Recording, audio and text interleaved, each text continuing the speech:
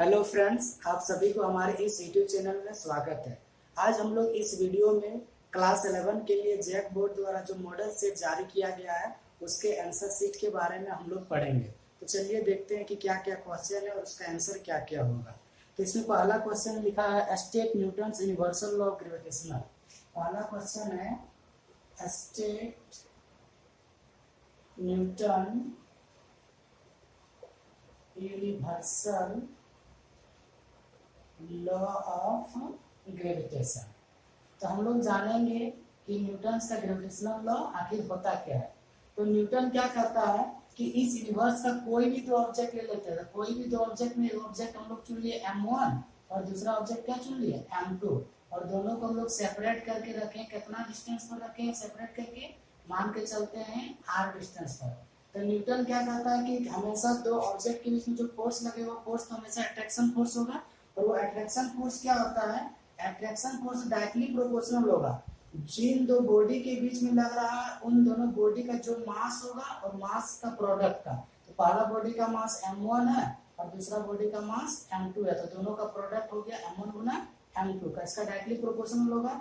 और दूसरा क्या करता है कि इन दोनों के बीच में जो लगने वाला फोर्स है वो फोर्स उसके दोनों बॉडी के बीच का जो डिस्टेंस होगा, डिस्टेंस का स्क्वायर। तो डिस्टेंस r है तो इसका स्क्वायर हो जाएगा r स्क्वायर। r स्क्वायर का क्या होगा, इनवर्सली प्रोपोर्शनल होगा, बन जाएगा 1। मतलब दोनों को मिला देंगे तो f डायरेक्टली प्रोपोर्शनल हो जाता है m1 m2, और नीचे में क्या रहता है r स्क्वायर, और f कांस्टेंट टर्म में रहता है g, और ये हो जाता है m1 m2 bye r square.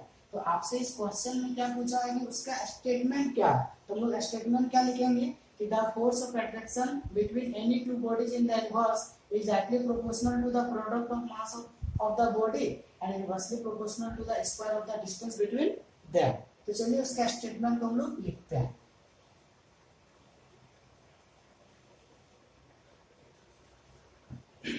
तो आंसर में लिखेंगे Newton universal law of gravitation. देखिए गैस देंगे और लिखेंगे according to Newton's law of gravitation, according to Newton's law of gravitation the force of attraction between any two bodies in the universe is directly proportional किसका proportional होता है, directly proportional to the product of mass of the bodies and directly proportional to the masses of the bodies and inversely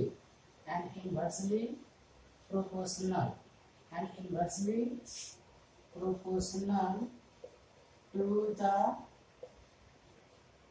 square of the distance between them। अगर इसको mathematically लिखना चाहिए तो mathematically f equal to क्या होता है, g m1 m2 bye r। तो आपका हो गया पहला क्वेश्चन का आंसर कंप्लीट। दूसरा क्वेश्चन दिया है right difference between G and G। तो हम लोग अब दूसरा क्वेश्चन को डिस्कस करते हैं।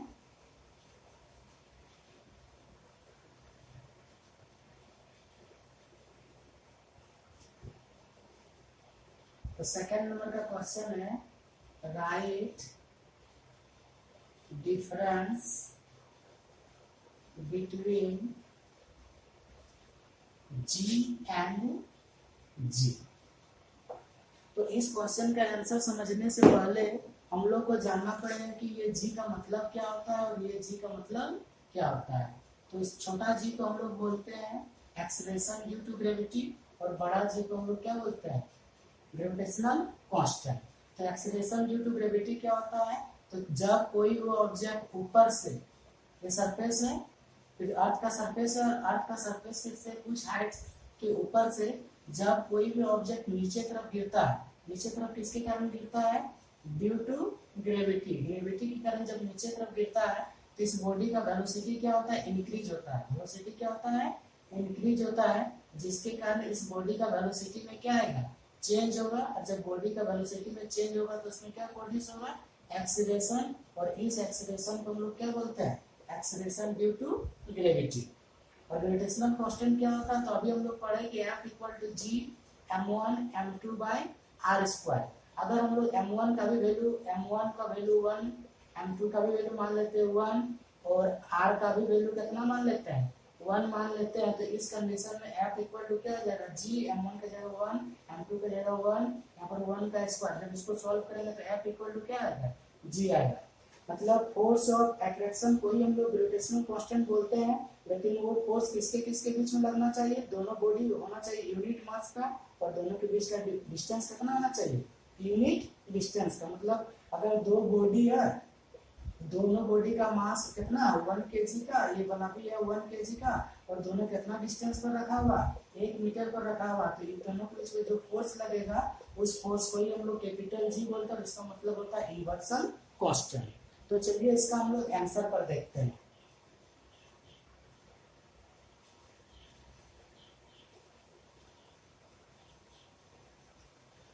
तो एक तरफ हम लोग लिखेंगे छोटा जी, जिसका नाम है एक्सेलरेशन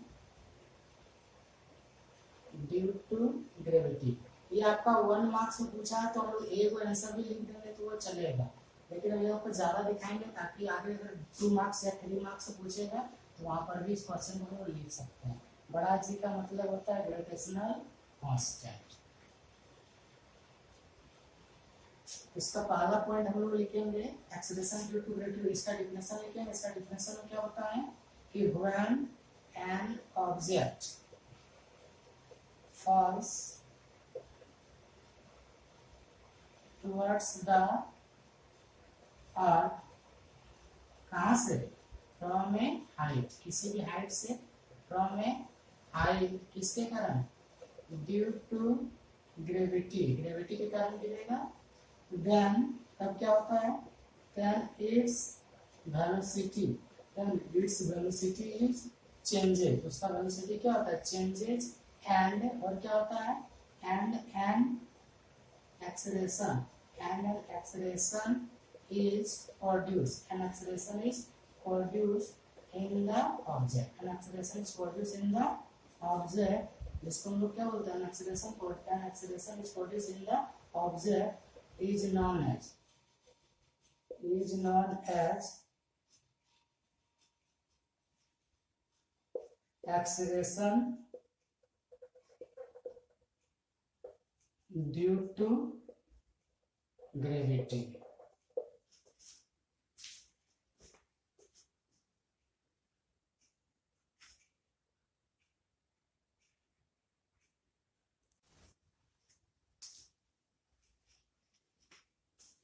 अब लोग बड़ा जी का डिफिनेशन क्या होता है, बड़ा जी का डिफिनेशन वही हो जाएगा gravitational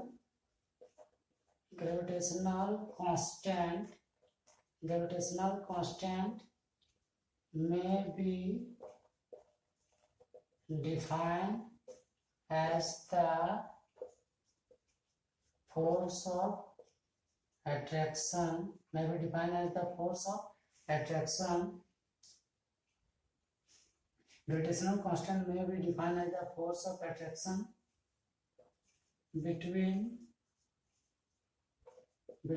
two bodies of unit masses, between two bodies of unit masses separated at unit distance। दूसरा डिफरेंस क्या हो सकता है, तो इसमें लोग सेकेंड पॉइंट लिख सकते हैं, its value its value is, इसका वैल्यू कितना होता है 9.8 मीटर पर सेकंड स्क्वायर। इधर सेकंड को वैल्यू क्या लिख सकते हैं, its value is 6.67 into 10⁻⁻11 newton metre square पर केजी स्क्वायर। तीसरा हम डिफरेंस क्या लिख सकते हैं, इट्स यूनिट इज मीटर पर सेकेंड स्क्वायर। इसमें हम लोग क्या लिख सकते हैं, its unit is newton metre square पर केजी स्क्वायर। चौथा डिफिनेशन क्या लिखते हैं, इट्स वैल्यू इज वेरिएबल। इसका जो वैल्यू होता है वो मेरा क्या हो सकता है, बदल सकता है। इसमें हम लोग फोर्थ डिफरेंस में क्या लिख सकते हैं, इट्स वैल्यू इज फिक्स। इसका जो वैल्यू होता है हमेशा क्या होता है, फिक्स होता है। लेकिन जी का मान हम लोग कभी कभी 9.8 भी लेते हैं, कभी 10 भी लेते हैं, और जी का वैल्यू क्या होता है, वेरी करते रहता है जगह के अनुसार। तो इस तरह से ये मेरा हो गया सेकंड का आंसर।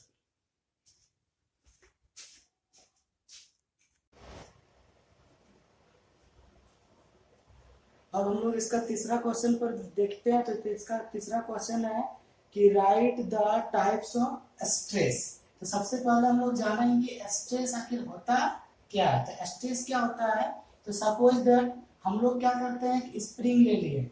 एक स्प्रिंग को जब हम लोग खींचते हैं तो स्प्रिंग मेरा क्या हो जाता है, लंबा हो जाता है।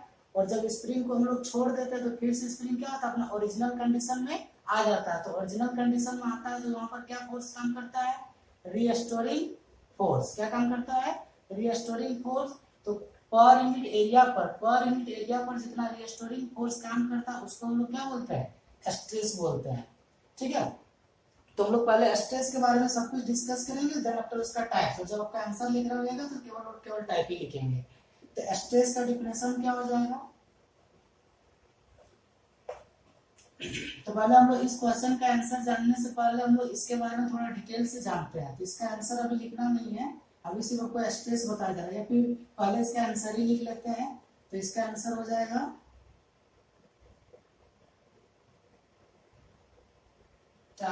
Type of stress. देखिए डैश दे देंगे। पहला हम लोग लिखेंगे टेंसाइल स्ट्रेस। पहला आपका क्या हो जाएगा, टेंसाइल स्ट्रेस। दूसरा हो जाएगा कंप्रेशनल स्ट्रेस। तीसरा हो जाएगा हाइड्रोस्टैटिक स्ट्रेस। और चौथा हो जाएगा टेंजेंशियल स्ट्रेस।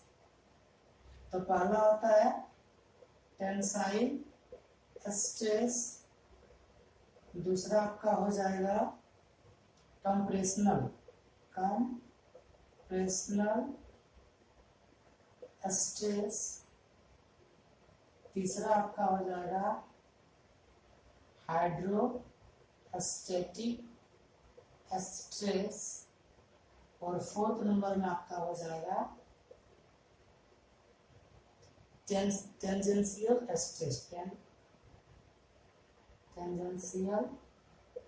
स्ट्रेस। और इसी का दूसरा नाम है शियरिंग स्ट्रेस, SHEARING,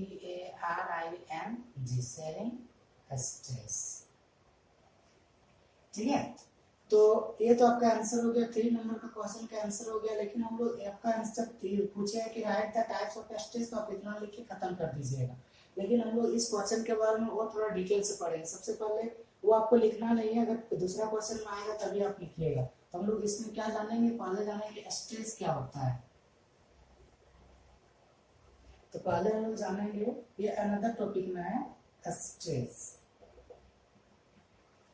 स्ट्रेस क्या होता है, सपोज दैट मेरे पास एक स्प्रिंग है ना। आप स्प्रिंग में इस डायरेक्शन में फोर्स लगाएंगे तो वही स्प्रिंग तो खींच के मेरा क्या हो जाता है, लंबा हो जाता है। लेकिन जैसे फोर्स को हटा देंगे तो फिर स्प्रिंग तो क्या होगा, अपना ओरिजिनल कंडीशन में आ जाता है। इसका मतलब वहां पर क्या काम करता है, रीस्टोरिंग फोर्स, जो उसको ओरिजिनल कंडीशन पर लाता है। तो पर यूनिट एरिया पर जितना रीस्टोरिंग फोर्स डेवलप होता है उसी को हम लोग क्या बोलते हैं, स्ट्रेस बोलते हैं। तो स्ट्रेस में क्या लिखेंगे, इसका डिफिनेशन हो जाता है द इंटरनल, वो अंदर में काम करता है, the internal restoring force set up the internal restoring force set up the internal restoring force set up per unit area of cross section per unit area cross section कहाँ पर काम करेगा of A deforming body is called stress. यहाँ पर एक word आया deforming body, तो हम लोग यहाँ पर स्प्रिंग था, जब उस पर फोर्स लगाया तो स्प्रिंग का शेप क्या हो गया, चेंज हो गया, तो इस बॉडी को हम लोग क्या बोलेंगे डिफॉर्मिंग बॉडी, और जिस फोर्स के कारण ये चेंज होता है उसको हम लोग बोलते हैं डिफॉर्म फोर्स। ठीक है, अब हम लोग जानेंगे कि हम लोग जितना, अगर हमको पता है कि हम इस स्प्रिंग को लंबा करने के लिए हम लोग 5 न्यूटन फोर्स लगाएं इस डायरेक्शन में, तो ऑटोमेटिकली क्या, अगर स्प्रिंग अपना ओरिजिनल कंडीशन में आएगा तो स्प्रिंग भी क्या करेगा, अपोजिट डायरेक्शन में कितना फोर्स लगाएगा, 5 न्यूटन का ही लगाएगा। इसका मतलब क्या होता है कि हम लोग जितना डिफॉर्मिंग फोर्स अप्लाई करते हैं, रिस्टोरिंग फोर्स का भी वैल्यू क्या होता है उतना ही होता है, लेकिन दोनों का डायरेक्शन एक दूसरे में क्या होता है अपोजिट होता है। तो स्ट्रेस का मैथमेटिकल एक्सप्रेशन क्या हो जाएगा, as the restoring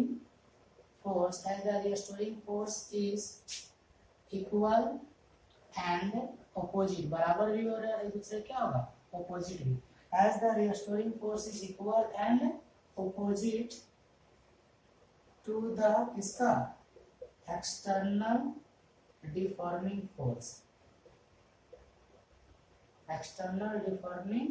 force, तो दैट इज, इसलिए इसका मतलब क्या हो गया, इसलिए स्ट्रेस बराबर क्या हो जाएगा, अभी क्या लिखा है रिस्टोरिंग फोर्स, तो फोर्स के लिए एफ हो जाएगा, या फिर इसके दोनों फोर्स तो बराबर, रिस्टोरिंग फोर्स और अप्लाइड फोर्स बराबर ही होगा, तो यहाँ पर आप लिख सकते हैं अप्लाइड फोर्स, नीचे फिर क्या लिखेगा per unit area cross section के लिए क्या यूज होगा, यहाँ पर एरिया लिख सकते हैं सिर्फ, और अगर इस तरह से इसका मैथमेटिकल हो जाता है स्ट्रेस बराबर क्या होता है फोर्स बाय एरिया। ठीक है, अब इसका हम लोग यहाँ पर यूनिट देखेंगे, ऊपर में फोर्स है तो फोर्स का यूनिट हो गया न्यूटन, एरिया नीचे में तो हो गया मीटर स्क्वायर, और इस तरह से बन जाएगा न्यूटन पर मीटर स्क्वायर, और इसका सीजीएस यूनिट क्या बन जाएगा, न्यूटन का हो जाएगा डाइन पर, और मीटर का क्या हो जाएगा centimetre square.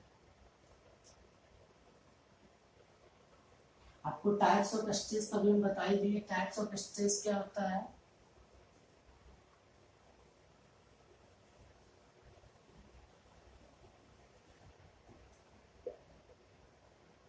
Types of stress, इसका आंसर हम लोग पहले लिख दिए। टाइप्स ऑफ स्ट्रेस में पहला क्या होता है tensile stress.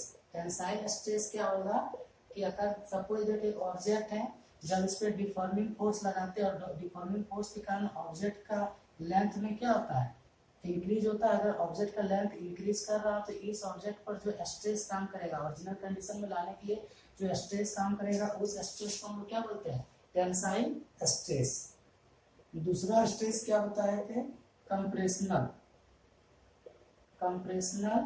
Stress. Compressional stress क्या होता है, अगर कोई ऑब्जेक्ट है और अगर इस पर हम लोग इस डायरेक्शन में फोर्स लगाते हैं तो ऑब्जेक्ट का जो लेंथ होगा वो लेंथ मेरा क्या होगा डिक्रीज करेगा, और जब इस फोर्स को हम लोग हटा देंगे तो फिर अपना ओरिजिनल कंडीशन में लाने की कोशिश करेगा, तो इस डायरेक्शन में जो स्ट्रेस काम करेगा उस स्ट्रेस को तो हम लोग क्या बोलेंगे कंप्रेशनल स्ट्रेस। तीसरा हम लोग क्या बताए थे हाइड्रोस्टैटिक स्ट्रेस। हाइड्रोस्टैटिक स्ट्रेस क्या होता है कि जब कोई ऑब्जेक्ट है और इस ऑब्जेक्ट में चारों साइड से हम लोग क्या करेंगे इक्वल फोर्स लगाएंगे, तो ये आपका ऑब्जेक्ट क्या हो जाएगा कंप्रेस हो जाएगा, जब इस फोर्स को रिमूव करेगा तो फिर ये फैलेगा अपना ओरिजिनल कंडीशन के लिए। तो जब चारों तरफ से इक्वल, चारों साइड से जब इक्वल फोर्स लगता है तो इसमें जो स्ट्रेस डेवलप होता है उसको हम लोग क्या बोलते हैं हाइड्रोस्टैटिक स्ट्रेस। और फोर्थ नंबर में क्या बताए थे टेंजेंशियल स्ट्रेस, या फिर उसी का दूसरा नाम होता है शियरिंग स्ट्रेस। शियरिंग स्ट्रेस आपका क्या हो जाएगा, सपोज दैट ये आपका ऑब्जेक्ट है और जब इसमें हम लोग टेंजेंट फोर्स लगाएंगे इस तरह से इस डायरेक्शन में, या फिर हम लोग इस डायरेक्शन में फोर्स लगाएंगे तो जिसके कारण इस बॉडी का शेप थोड़ा सा क्या होता है, चेंज होता है, जिसके कारण इसमें जो स्ट्रेस डेवलप होता है उस स्ट्रेस को हम लोग क्या बोलते हैं, टेंजेंशियल स्ट्रेस या फिर क्या बोलते हैं, शेयरिंग स्ट्रेस। उसके बाद हम लोग अब नेक्स्ट टॉपिक पर नेक्स्ट क्वेश्चन पर डिस्कस करेंगे। जो आपका अगला क्वेश्चन दिया है, आपका अगला क्वेश्चन हो जाएगा why raindrops are spherical in shape. जो पूछा गया फोर्थ नंबर में पूछा गया है कि जो पानी का बूंद होता है, पानी का बूंद गोलाकार क्यों होता है। तो पहले हम लोग यहाँ पर बोर्ड में क्वेश्चन लिखते हैं, why raindrops are, fourth number में why raindrops are spherical in shape, spherical in shape। तो इसका सिंपल से आंसर हो जाएगा ड्यू टू सरफेस टेंशन। इसके कारण ऐसा होता है सरफेस टेंशन। सरफेस टेंशन क्या करता है, ऑब्जेक्ट को बांध कर रखता है, मतलब ऑब्जेक्ट का जो ऑब्जेक्ट होता है, सरफेस टेंशन चाहता है कि ऑब्जेक्ट क्या करे, सबसे कम एरिया को क्या करके रखे, कवर करके रखे, तो जिसके कारण क्या होता है, पानी का बूंद गोलाकार होता है। तो हम लोग इसका आंसर में लिखेंगे ड्यू टू सरफेस टेंशन, इतना भी लिख दीजिएगा तो आपका आंसर क्लियर हो जाएगा। अगर इसको और ज्यादा एक्सप्लेन करना चाहता है तो हम लोग लिखे due to surface tension water droplet, या फिर due to surface tension rain drops tends to, किस तरफ चला जाता है, टेंस टू मिनिमाइज देयर, वो अपना tends to minimise their surface area,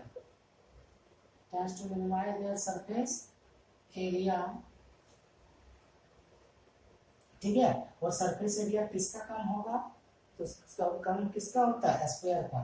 and the surface area of A square, and the surface area of A square is minimum for a given volume. किसी भी object का एक given volume रहेगा, और given मतलब एक ऑब्जेक्ट का size कितनी रहेगा, उसमें सबसे कम एरिया कौन कवर करता है, स्क्वायर करता है, इसलिए पानी का बूंद कैसा हो जाता है, गोलाकार हो जाता है। इतना याद नहीं रखिएगा तो इतना भी लिख सकते हैं ड्यू टू सरफेस टेंशन। और अगर इसको एक्सप्लेन करना चाहेंगे तो लिख सकते हैं रेन ड्रॉप, सरफेस टेंशन के कारण क्या होता है, rain drops tends to minimise their surface area. Surface tension के कारण पानी के बूंद अपना सबसे छोटा आकार को प्राप्त करना चाहता है, और छोटा आकार, सबसे छोटा आकार किसका होता है, the surface area of A square का, सबसे आकृति या उसका क्षेत्रफल क्या होता है, कम होता है और ए गिवन वॉल्यूम, किसी वॉल्यूम के लिए, इसलिए पानी का बूंद कैसा होता है, स्फेरिकल होता है। उसके बाद हम लोग नेक्स्ट क्वेश्चन पर डिस्कस करेंगे। नेक्स्ट क्वेश्चन आपका फिफ्थ नंबर में दिया हुआ है। फिफ्थ नंबर में लिखा है what is the difference between isothermal and adiabatic process. 5 number में लिखा है what is the difference between isothermal and adiabatic process. तो अगर हम लोग थर्मोडायनामिक्स पढ़े तो थर्मोडायनामिक्स में कुछ फिजिकल क्वांटिटी के बारे में डिस्कस करता है, जिसको हम लोग पी बोलते हैं। सब पैरामीटर होता है, पी का मतलब प्रेशर, वी का मतलब वॉल्यूम, और टी का मतलब क्या होता है, टेम्परेचर। तो यहाँ पर है आइसोथर्मल, आइसो माने इक्वल हो जाएगा, और इक्वल कौन रहेगा, टेम्परेचर रहेगा। मतलब जब किसी सिस्टम में टेम्परेचर में कोई चेंज नहीं होगा तो उसको हम लोग क्या बोलते हैं, आइसोथर्मल प्रोसेस। और एडियाबैटिक प्रोसेस में क्या होता है, एडियाबैटिक प्रोसेस में जो आपका हीट होता है वो हीट क्या होगा, कांस्टेंट रहेगा, बाद में जितना भी पैरामीटर है वो सब क्या होता जाएगा, चेंज हो जाएगा। तो हम लोग आइसोथर्मल में क्या होता है, टेम्परेचर आपका कांस्टेंट रहता है, प्रेशर और वॉल्यूम मेरा क्या होता है, चेंज होता है। तो इसका आंसर हम लोग लिखेंगे कैसे, तो सबसे पहले डिफरेंस पूछा है तो हम दोनों का डिफरेंशियल लिख देंगे और ये आपका आंसर हो जाएगा। पहले यहाँ पर हेडिंग देंगे आइसोथर्मल प्रोसेस। आइसोथर्मल प्रोसेस किसको बोलते हैं, the thermodynamic the thermodynamic process, the thermodynamic process in which, the thermodynamic process in which pressure and volume, in which pressure and volume of a system, in which pressure and volume of a system changes, in which pressure and volume of a system changes, but temperature is constant, यानी temperature आपका क्या रहेगा, constant, but temperature is constant known as, उसको हम क्या बोलते हैं, known as isothermal process. That is हम लोग क्या लिख सकते हैं, that is change in temperature आपका क्या होता है, चेंज इन टेम्परेचर आपका कांस्टेंट होता है, और इसी को हम लोग लिख सकते हैं dt इक्वल टू क्या आ जाएगा, 0। दूसरा क्या पूछा था, आइडियाबैटिक प्रोसेस। आइडियाबैटिक में तीनों चेंज हो जाता है, लेकिन उसमें हीट का एक्सचेंज नहीं होता है। आइडियाबैटिक प्रोसेस क्या हो जाएगा,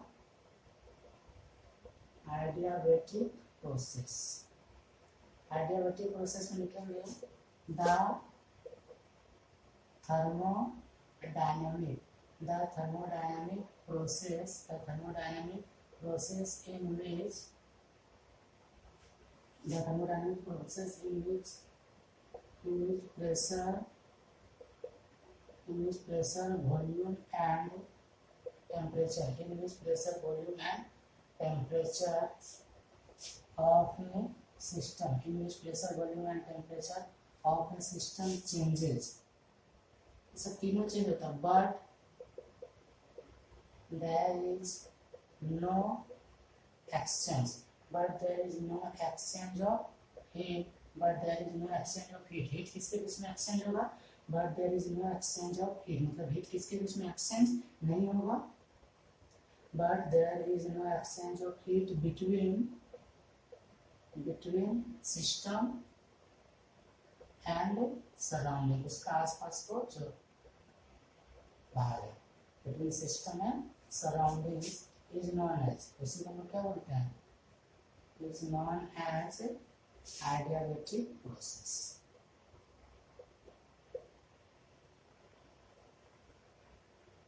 नॉन एज आइडियाबैटिक प्रोसेस, इसमें क्या लिख सकते हैं, दैट इज dq बराबर में क्या होता है, 0। और दो प्रोसेस और दो होता है, एक आइसोथर्मल हो गया, एक आइडियाबैटिक हो गया, एक आपका होता है आइसोबैरिक प्रोसेस, इसके बारे में से समझा देते हैं, और एक आपका होता है आइसोक्लोरिक।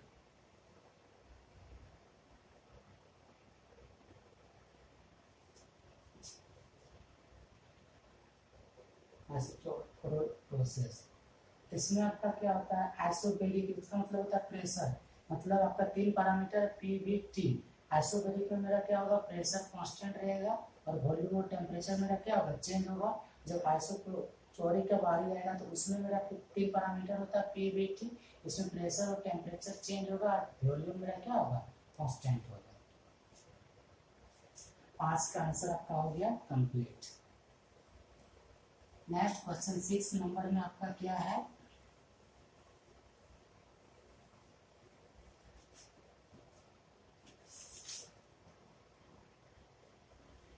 सिक्स नंबर पूछा है, give an example of periodic motion, give an example of periodic motion which is not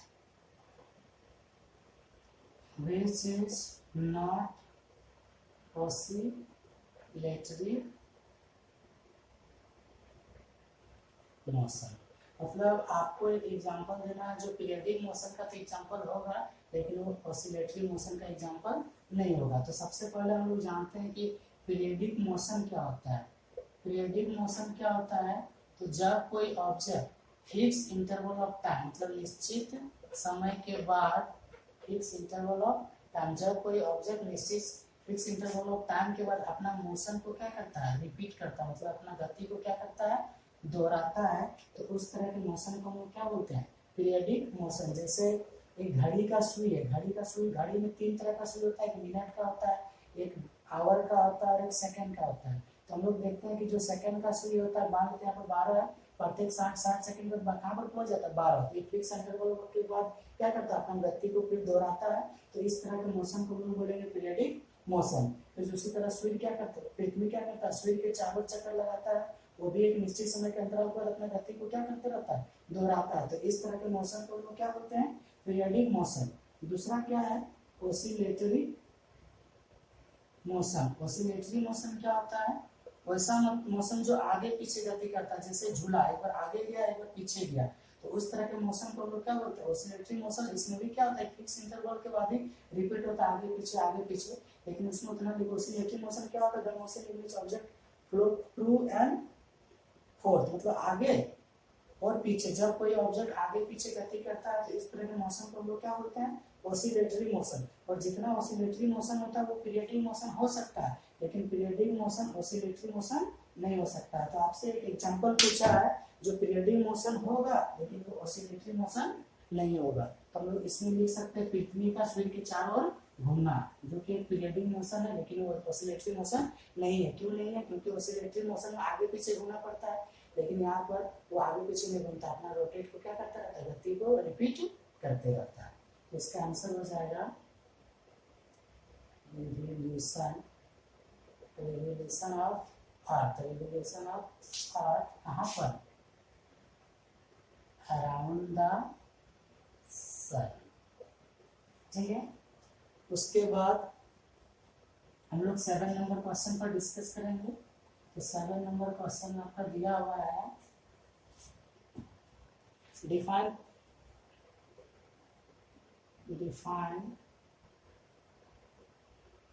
transverse wave. तो आपका 7 नंबर क्वेश्चन में क्या पूछा गया, 7 नंबर क्वेश्चन में पूछा गया कि डिफाइन ट्रांसवर्स वेव। तो हम लोग जानेंगे कि ट्रांसवर्स वेव क्या होता है। सपोज दैट एक सपोर्ट है, यहाँ से एक रस्सी बंधा हुआ है और रस्सी को यहाँ पर कोई पकड़ा हुआ है, और रस्सी को कोई इस तरह से ऊपर नीचे करेगा तो रस्सी में इस तरह का वेव क्रिएट होगा। ठीक है, तो इस तरह का वेव को हम लोग क्या बोलते हैं, ट्रांसवर्स वेव। वेव तो कहाँ जा रहा है, तो रस्सी का इस एंड से इस एंड तरफ जा रहा है, तो जिधर इधर जा रहा है रस्सी में वेव इधर जा रहा है, तो जिधर वेव को ट्रेवल करता है उसको हम लोग बोलते हैं प्रोपागेशन ऑफ वेव। वेव का डायरेक्शन को क्या बोलते हैं, प्रोपागेशन ऑफ वेव, मतलब वेव किस डायरेक्शन में जा रहा है। और जो पार्टिकल सब है, पार्टिकल यहाँ पर पार्टिकल सब किधर गया, ऊपर तरफ, यहाँ पर पार्टिकल सब किधर आया, नीचे तरफ।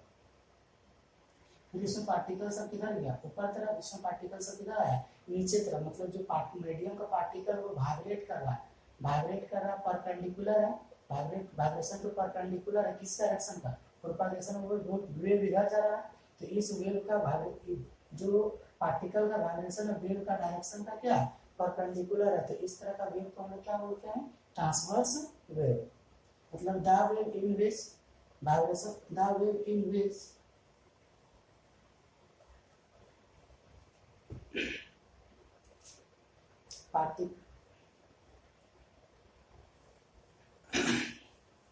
तो अब इसका डिफिनेशन क्या आ जाएगा, ट्रांसवर्स वेव में क्या होता है कि the wave in which vibration of the medium of particle is perpendicular to the क्या, propagation of wave is known as क्या, ट्रांसवर्स वेव। इसका आंसर हो जाएगा आपका ट्रांसवर्स वेव। लिखेंगे transverse wave are the wave in which transverse wave are the wave in which particle of the medium vibrate, perpendicular in which particle of the medium vibrate perpendicular to the, किसका perpendicular होता है, perpendicular to the direction of propagation of wave. और ये wave आपका किस तरह से होता है, अगर इधर सपोर्ट है, इधर से टिकी है, तो वेव इस तरह से जाएगा। ठीक है, मतलब रस्सी में जो वेव होता है उस तरह का वेव को लोग क्या बोलते हैं, ट्रांसवर्स वेव।